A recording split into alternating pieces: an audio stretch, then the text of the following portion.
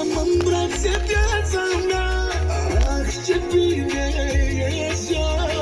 Și sărută-mă ușor de buzele tale mult.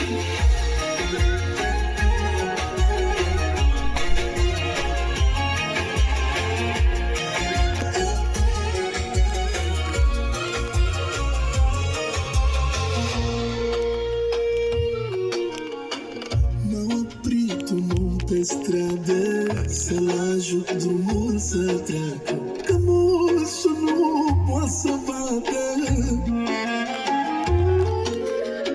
Își cam mută băbuța, că nu prea vede nici ea, și de ea se negrijora.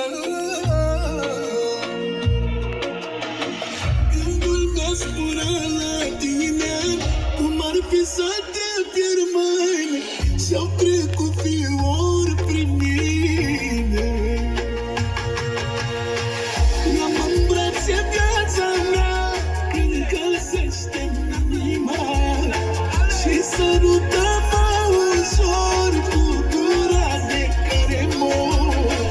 Ia-mă în brațe, viața mea, ah, ce bine e așa. Și sărută-mă ușor cu buzele tale mult.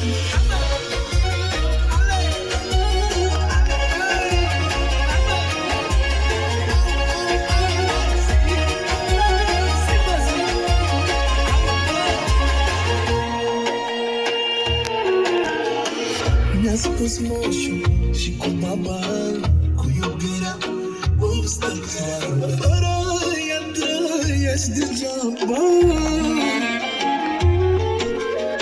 Le-am zis că eu lângă mine am încervenit pe lume și le-am povestit de tine.